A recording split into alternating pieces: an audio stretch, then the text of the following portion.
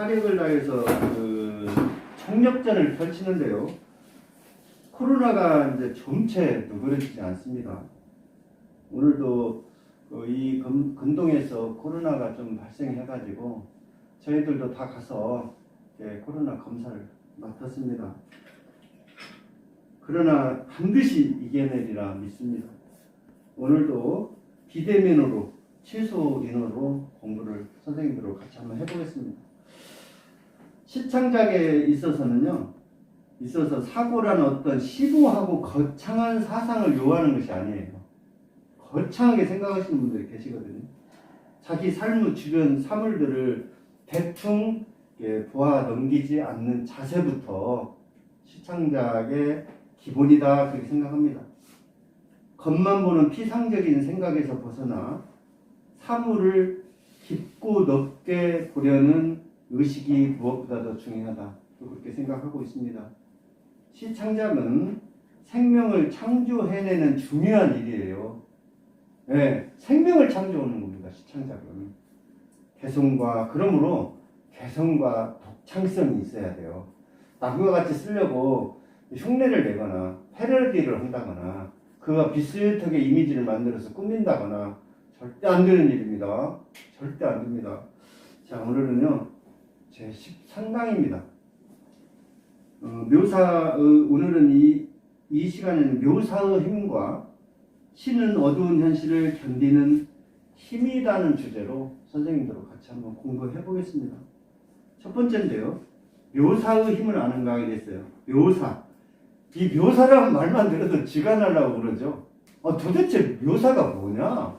네. 한자로 풀이할 수도 없고 이 말로 쉽게 할 수 있는 일이 아닙니다. 묘사 한마디로 해서 사진처럼 찍어내는 거예요. 네. 언어를 회화적인 방법으로 가시화하는 겁니다. 언어를 회화적인 방법, 그림 그리듯이 나타내는 거예요. 이 언어 저 낱말들을 다 갖다가 조합을 해가지고 가시화시킨다고 했어요. 눈으로 볼 수 있게끔 나타내는 거거든요. 묘사는 별것이 없어요. 네. 묘사는 시인의 사유를 가장 잘 보여주는 방법이에요. 그 묘사를 잘 하시는 분은 좀 시를 참 잘 씁니다. 네. 자, 첫 번째인데요. 묘사는 본질에 이르는 관문이다 이랬어요. 본질이라는 것은 고유한 성질이거든요. 그리고 관문은 어떤 다른 영역으로 들어가기 위해서 거쳐야 할 문이에요. 네. 꼭 거쳐야 하는 단계죠. 두 번째는요. 감정을 객관화하고 구체적인 언어로 그려낸다. 감정을 객관화해라. 이 말은 뭐냐면요. 자기만 아는 사실이나 지식을 객관화하지 않으면 보편성이 없어져요. 누구나 읽어도 그렇구나. 조금 어려워도 한 번 읽어 두 번 읽으면 그거였네. 이렇게 인지를 할 수 있어야 됩니다. 그리고 주관적이거나 추론하기 힘들어서 해독하기 어렵게 쓰면 안 돼요. 내가 상대방보다 우월하다고, 지식이 우월하다고 그 지식을 갖다가 이 글로 그냥 인문학적으로 옮겨 적으면 시는 안 되는 겁니다. 제가 늘 말씀드리지만 저는 단언컨대 시는 느낌과 감성으로 이루어진 생물이다 그렇게 생각하고 있습니다. 세 번째는요. 시의 꼴을 묘사의 틀에 넣도록 하자. 다 그렇게 하자는 건 아닙니다. 시를 쓰는데 묘사를 써놓고 묘사가 잘 됐나? 또 진술이 잘 됐나? 내가 하고자 하는 말을 충분히 했나? 아니 이게 반전으로 됐나? 사유로 됐나? 그런 것들을 좀 필요하다는 얘기예요. 수필적으로 글만 잘 써, 좋은 글만 많잖아요. 우리나라에 잘 써놓고 시다 보면 그건 인정을 안 씁니다. 예. 시의 꼴, 예를 들면 시를 썼으면요 묘사가 잘 이루어졌는지 그 틀을 생각하라는 말이에요. 그러니까 시는 리듬과 회화성과 묘사와 사유로 이루어진 전제의 집이거든요. 묘사는 어떤 대상을 표현하는 방법으로 구체적이며 감각적이며 생동감을 준다 그랬어요. 이거는 뭐냐면 이 말을 함축을 하면요. 시는 느낌과 감성으로 이루어진 존재의 집이다. 이렇게 하면 간단해요. 예. 묘사 몇 프로 이게 넣는 게 아닙니다. 잘못 배우고 있어요. 투영이나 투사를 통해 감정이입이 되어야 한다. 투영이나 투사는요. 우리가 4강에서 충분히 알아봤습니다. 4강 가서 한번 더 보시면 알고요. 감정이입. 우리가 수없이 듣죠? 감정이입. 엠퍼시라고 해요. 엠퍼시. E-M-P-A-T-H-Y. E-M-P-A-T-H-Y인데요. 남에 대한 공감각입니다. 그 다음에 동정심. 그러니까 어떤 대상에 자신의 감정을 불러넣어서 다른 사물로부터 받은 느낌으로 그 대상과 자신이 공감하는 것. 이겁니다, 바로.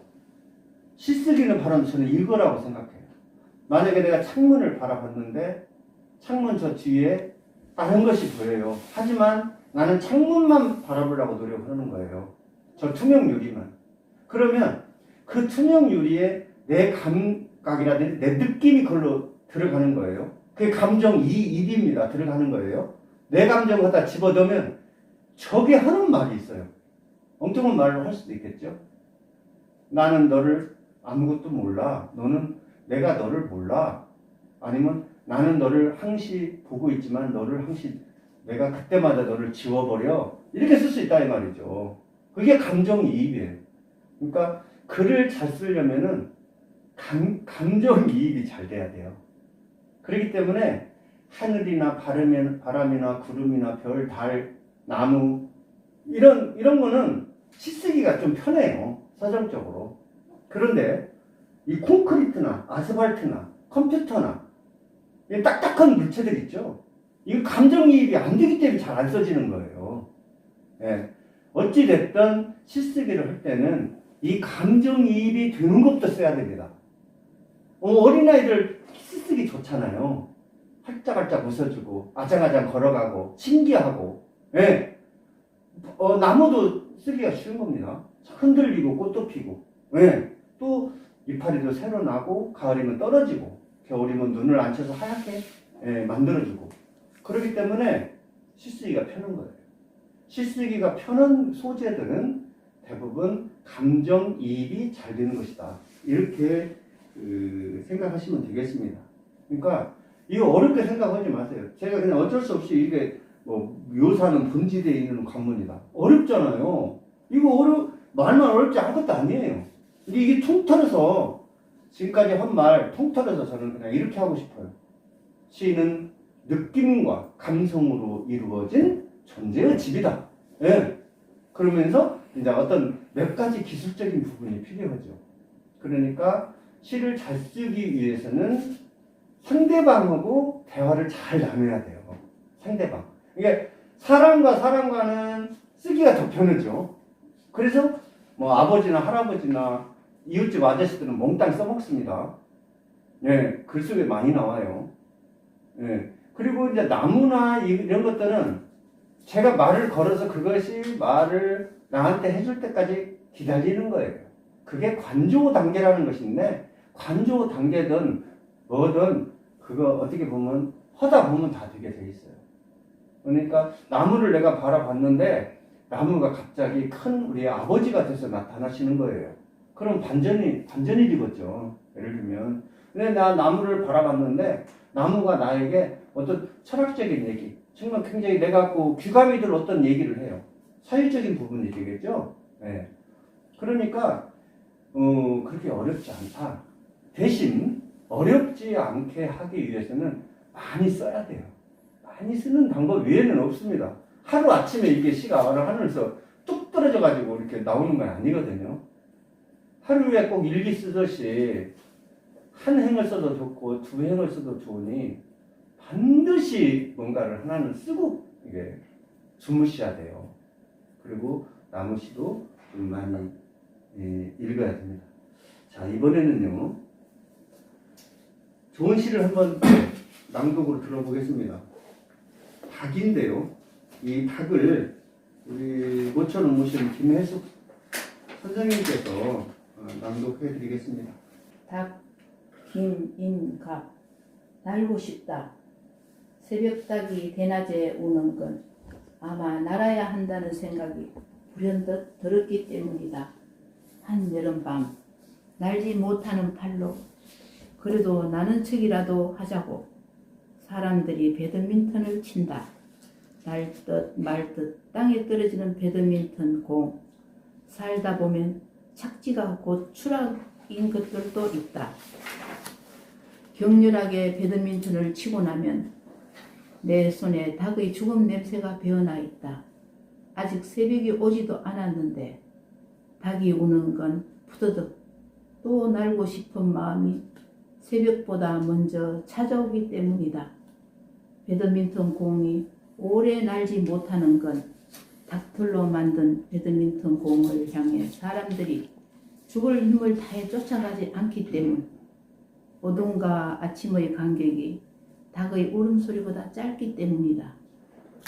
닭이 새벽녘에 불현듯 서럽게 우는 것은 날고 싶은 마음만 훌쩍 어디로 날아가 버리기 때문이다.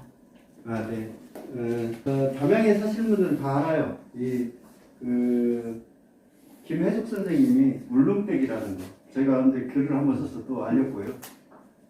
저는 신기한 게 뭐냐면, 바다 한가운데서 살다가, 육지 한가운데를 직접 와서, 담양에서 사회 봉사활동, 이것저것 해서, 정말로 열심히 살으셔서 성공하신 분입니다. 닭입니다, 닭. 우리 닭은 가금류라고 하죠? 훈련시켜서 키우기까지가 4,000년 정도 걸렸대요.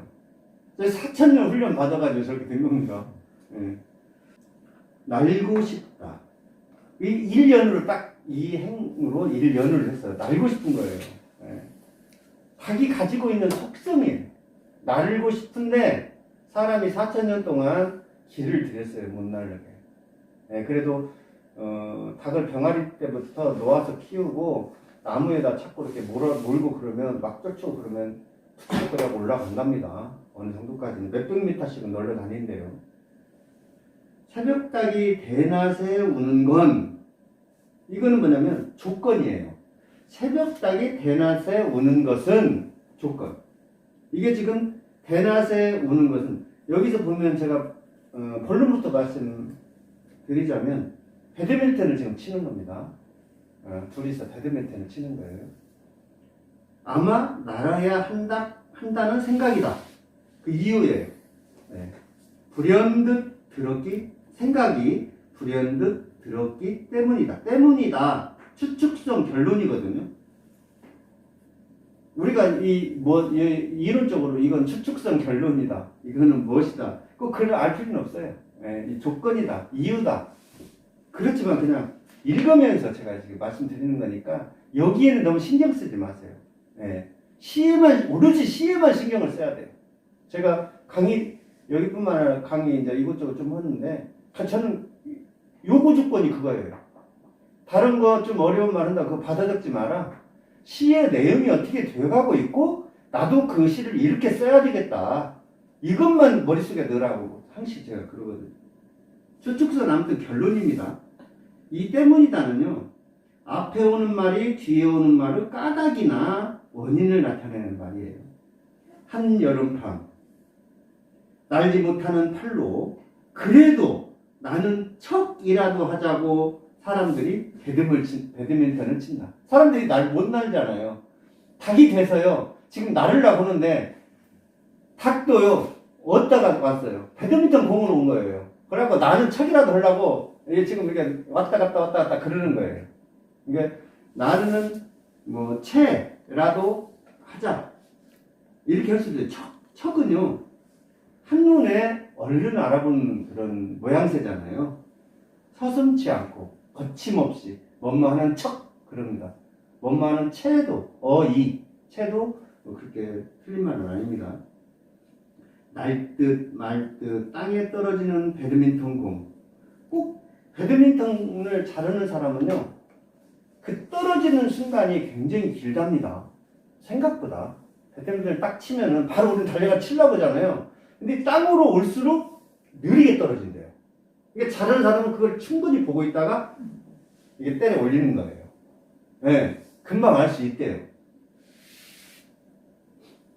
살다 보면 착지가 곧 추락인 것도 있다. 것들도 있다. 이 착지라는 것은요, 착지는 순기능이에요. 착지. 다치지 않고 땅에 사뿐히 내려앉는 일이거든요. 네, 근데 추락은요, 역기능이에요. 추락. 사람이나 사물이 실수로 떨어지는 거예요. 추락사 할 때 추락이라고 이제 착지사 이렇게 않잖아요. 네, 착지라는 것은 삶이고 추락이라는 건 다친다는 의미를 가지고 있어요.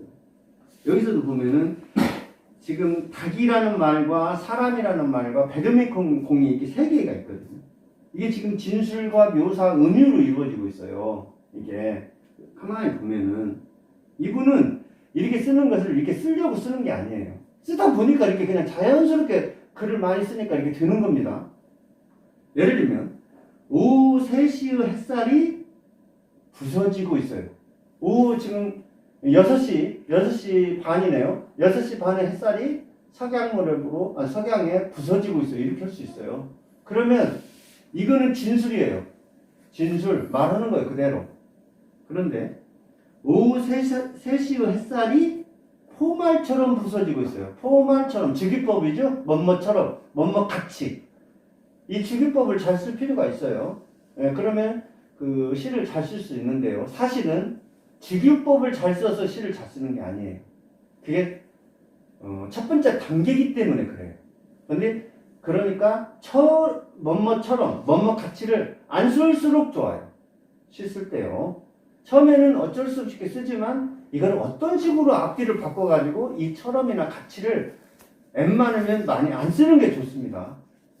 근데 시는 주기법에서 출발할 수도 있어요. 네, 다 그런 것만은 아닙니다. 이 시쓰기는 제가 또 말씀드리지만 느낌과 감성으로 이루어진 존재의 집입니다. 나만이 할 수 있는 말이 돼야 돼요. 나만이. 다른 사람이 하는 말이 아니라 나만이. 자, 포말처럼 부서지는 오후 3시의 햇살이 꿈틀거려요. 그러면 이건 뭐냐면요, 지기와 은유가 같이 들어있는 거예요. 햇살이 꿈틀거려요. 포말처럼, 이거는 지교죠. 포말처럼 부서지는요, 오후 3시 햇살이 꿈틀거려요. 요거는 은유라 이 말이죠. 그러면 꿈틀거리는 오후 3시의 햇살, 이렇게 해도 은유라는 얘기예요. 이게 묘사라는 겁니다. 묘사 다 묘사에 다 들어가는 거예요. 직유, 은유, 뭐 별거 다 들어가요. 근데 그거는 쓰다 보면은 이 어순을 바꾸고 내가 쓴 거에 대해서 다시 이렇게 만들면 누구나 할 수 있는 얘기입니다. 이처럼 묘사에는요, 설명적 묘사하고 암시적 묘사가 있어요. 설명적 묘사는요, 진술에 가까워요. 아까 말씀했잖아요. 오후 3시에 햇살이 부서지고 있어요. 그럼 진술이에요. 그러면 바람이 유리창에 부딪히고 있어요. 이렇게 하면은 설명적 묘사예요. 네. 이게 설명적 묘사, 진술적 묘사 거진 같이 쓰고 있습니다. 바람이 유리창에 날벌레처럼 매달려 극성을 부리네요. 바람이 날벌레처럼 드는 거예요. 그래서 극성을 부리는 거예요. 이것은 암시적 묘사라고 하니까 그 정도만 알아두세요. 예. 예. 왜냐하면 이 시를 이제 선생님들이 쓰잖아요. 선생님이 해석하는 게 아니에요. 다른 분이 그 얘기를 하는 거예요. 그러니까 시는 자기가 다른 사람들이 알아들을 수 있도록, 또 인지할 수 있도록, 또 그런 것들을 잘 하기 위해서는 지교나 은유나 이런 거를 해서 묘사를 해주는 거죠. 네. 넘기겠습니다. 격렬하게 배드민턴을 치고 나면 내 손에 닭의 주검 냄새가 배어나 있다. 우리가 그 겨울에 손톱을 이렇게 비비잖아요. 그러니까 냄새 맡으면 닭똥 냄새 납니다. 예. 그 말이에요. 땀 냄새. 닭의 주검. 주검은요, 죽음과 완전히 틀립니다. 죽음은 목숨이 끊어지는 일이에요. 죽음이라는 말은 예를 들면 현재나 미래에 사용할 수 있어요. 근데 주검은 이미 죽은 거예요. 주검. 과거에 이미 죽은 거예요. 배어나 있다. 여기서는 좀 맞춤법이 오류인데요. 배어나 있다. 배다, 배다. 상처나다, 베개를 베다. 베다 할 때, 이게 씁니다. 그냥 끊거나 자르다 할 때도 베다. 낫으로 풀을 베다 할 때, 어이로 씁니다, 어이. 여기서는 어이로 되어 있거든요. 여기는 베다라고 해야 돼요. 베어나 있다 해야 돼요. 아이로 해야 됩니다. 스며들거나 스며나오다. 예를 들면, 일이 몸에 배다, 애를 배다, 애국심이 배다, 이렇게 하면은 이게 스며들거나 스며나오는 것을 얘기하거든요. 그러니까, 이로 써야 한다는 거. 이렇게. 이 선생님도 깜빡한 것 같아요. 아직 새벽이 오지도 않았는데, 닭이 우는 건 푸드득 또 날고 싶은 마음이 새벽보다 먼저 찾아오기 때문이다. 새벽보다 먼저 찾아오죠. 생각이 앞서잖아요, 항상.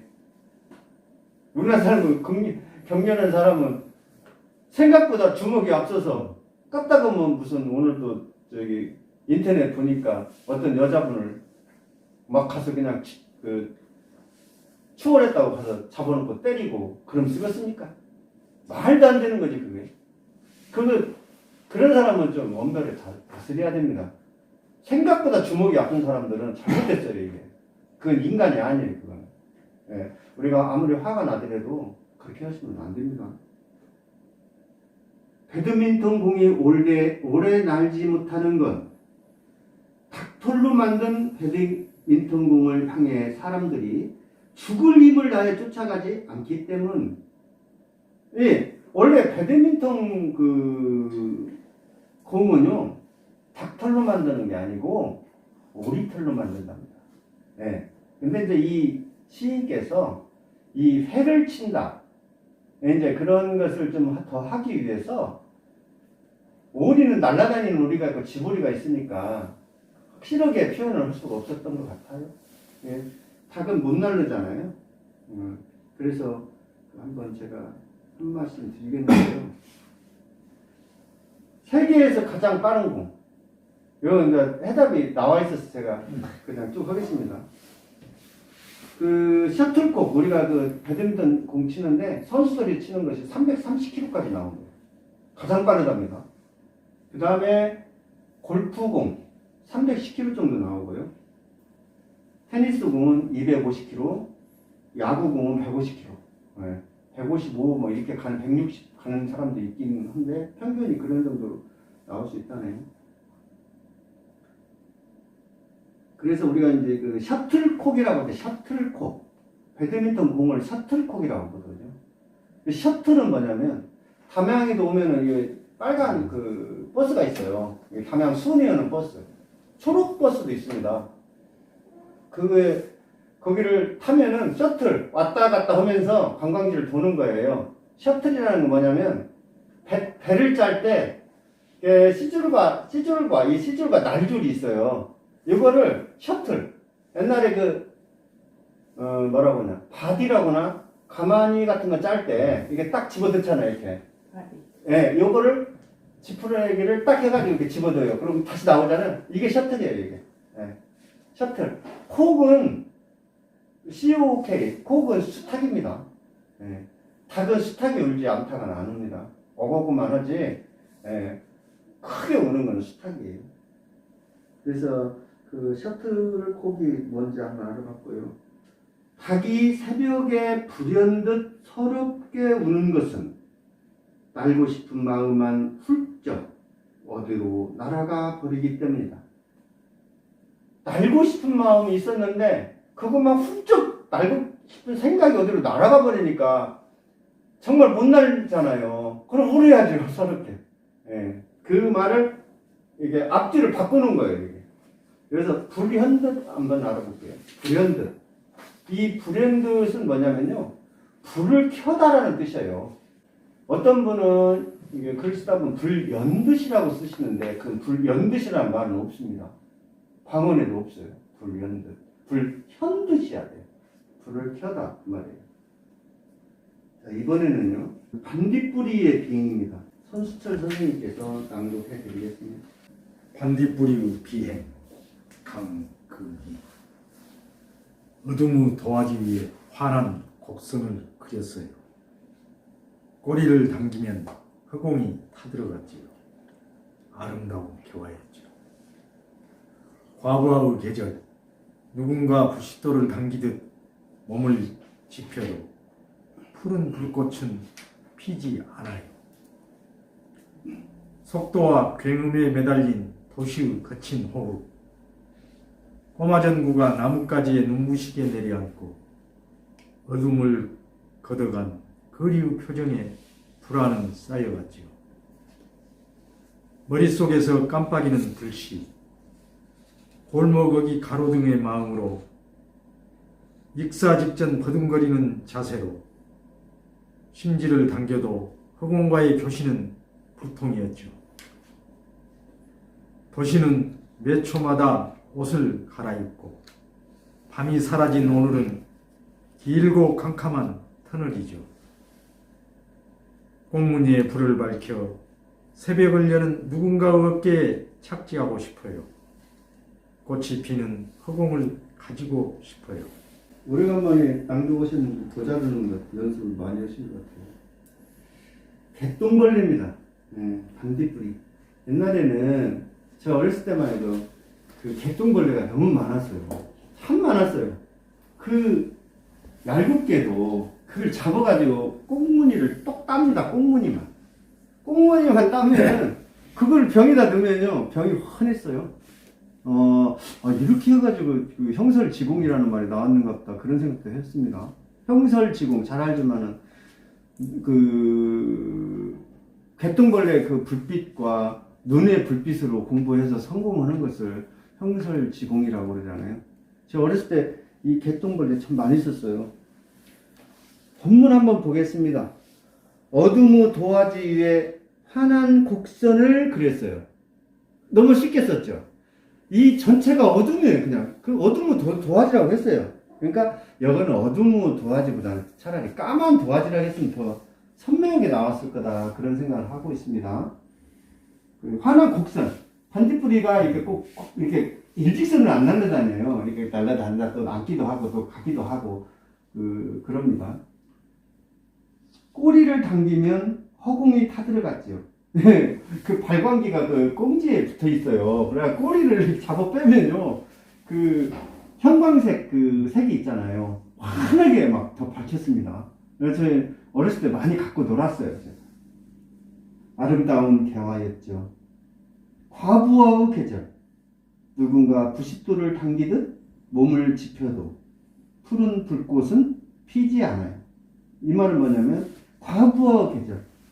도시의 환한 밤이에요. 네. 누가 부싯돌을 당겨도 하여튼 그 뭘 다 해도 푸른 불꽃은 없대요. 환할지언정. 네. 속도와 굉음에 매달린 도시의 거친 호흡. 굉음. 시끄러운 소리죠.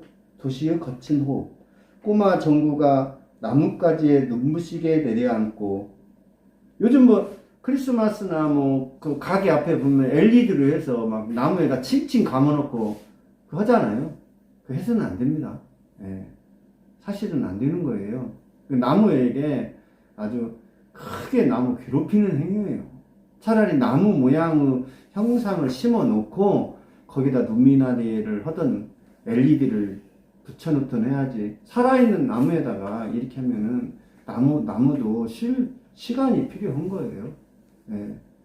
그러니까 좀 그런 것은 안 했으면 쓰겠는데, 그는 뭐 시에서도 이런 것들을 좀 조심해야 되는데 그냥 함부로 하고 있어요. 네. 어둠을 걷어간 거리의 표정에 불안은 쌓여있죠. 어둠을 걷어가 버렸어요. 도시가 환하니까요. 어두워야 할 곳이 어둡지 않아서 오히려 불안한 거예요. 네. 우리는 어렸을 때도 그렇게 깜깜하고 돌아다녔어도 불안하지는 않았어요. 네, 친구들과 같이 놀으니까. 근데 도시에서는 오히려 너무 화내서 불안하다는 얘기예요. 네. 글을 잘 썼죠. 머릿속에서 깜빡이는 불씨. 어린 시절을 지금 회상하는 겁니다. 골목 어귀 가로등의 마음으로 익사 직전 버둥거리는 자세로 익사, 물에 빠져 죽는 거죠. 심지를 당겨도 학원과의 교신은 불통이었죠. 교신, 서로 주고받는 겁니다. 네. 도시는 매 초마다 옷을 갈아입고 밤이 사라진 오늘은 길고 캄캄한 터널이죠. 그래도 조금 시인께서 좀 생각을 안 한 것 같아요. 그것도 괜히 내가 시 읽으면서 이런 걸 지적을 안 해야 되는데 이건 공부하는 곳이기 때문에 제가 부득이 말씀드립니다. 어떤 시인은 자기 뭐 잘못된 거 얘기했다고 저한테 항의하는 분도 여러 차례 있었습니다. 그러나 그건 어쩔 수 없어요. 이 본인이 시를 써놓고 밖에 내놓은 것은 당신들이 비평을 하거나 어떤 얘기를 해도 받아줄 준비가 돼 있다는 뜻입니다. 그렇기 때문에 그 시인께서 저한테 왜 이렇게 혹독하게 말하냐고 그러지만 사실 그건 혹독한 것은 아니었어요. 여기서도 보면은 길고 캄캄한 터널이죠. 잘못됐어요. 길고 환한 터널이라고 해야 돼요. 도시는 길고 환한 터널이에요. 네. 밤이 사라졌어요. 네. 과부하가 걸려가지고 빛이 환합니다. 네. 그렇게 하고 밤이 사라진 오늘은 길고 캄캄한 터널이 아니잖아요. 밤이 없는데 어떻게 캄캄한, 아무리 대비를 해도 그렇게 합니다. 환한 터널이라고 했으면 훨씬 좋았겠다는 생각입니다. 꽁무니에 불을 밝혀 새벽을 여는 첫 차죠. 첫 차. 꽁무니에 불을 밝혀 새벽을 여니까 첫 차 아니겠습니까? 뭐 버스도 뭐 아니면 기차도 누군가 어깨에 착지하고 싶어요. 오늘 착지라는 말 또 나오네요. 아까 여기 착지 있었죠 어디일까요? 네. 착지와 추락이 있었습니다. 꽃이 피는 허공을 가지고 싶어요. 멋지죠. 예를 들면 이렇게 써야 돼요. 시는 꽃이 피는 허공을 가지고 싶다 이거예요. 반딧불이가. 우리도 그런 마음이 아니겠습니까? 이 시를 써도 이렇게 멋지게 쓸 수 있는 겁니다.